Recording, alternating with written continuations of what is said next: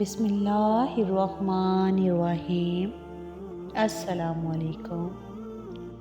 امام زین العابدین علیہ السلام فرماتے ہیں کہ جب نوح علیہ السلام کشتی بنا رہے تھے تو ایک مومنہ بوڑھی عورت روز اللہ کے نبی کے پاس اپنی گٹھڑی لے کر آتی اور کہتی، اے اللہ کے نبی، کب کشتی روانہ ہوگی؟ نوح علیہ السلام فرماتے، ابھی دیر ہے۔ وہ عورت شام تک بیٹھی رہتی اور پھر اٹھ کر چلی جاتی۔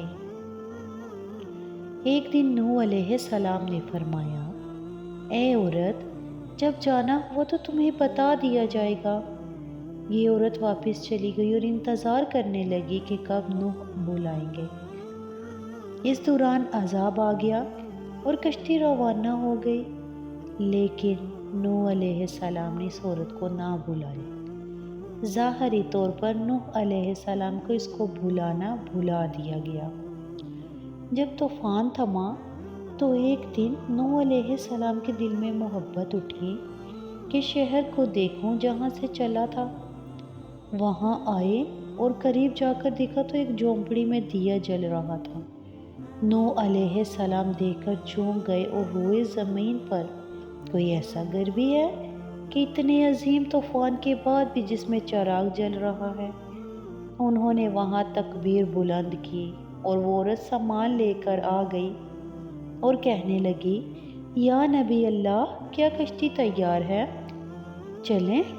نوح علیہ السلام نے حیرت سے اس کو دیکھا اور کہا، رکو بڑھیا، کیا تمہیں کچھ بھی پتہ نہیں چلا؟ وہ کہنے لگی، یا نبی اللہ، کیا پتہ نہیں چلا؟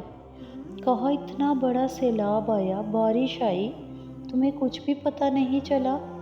بڑھیا کہنے لگی، یا نبی اللہ، بس ایک دن بادل گرجے تھے اور کچھ ہلکی سی پھوہار پڑی تھی۔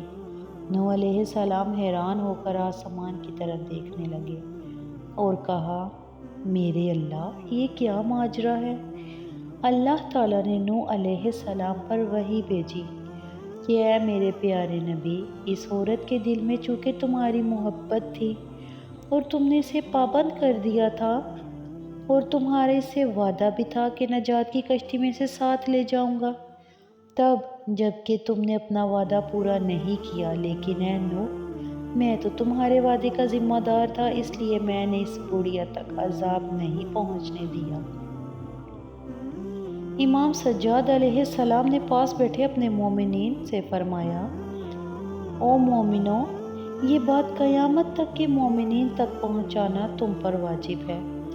انہیں بتا دو کہ جس طرح ہم سے محبت کی، قیامت کا عذاب ضرور آئے گا، لیکن جیسے اس بڑھیا کو پتہ نہیں چلا، ہمارے مومنوں کو بھی پتہ نہیں چلے گا کہ قیامت کب آئی اور کب چلی گئی۔ جزاک اللہ۔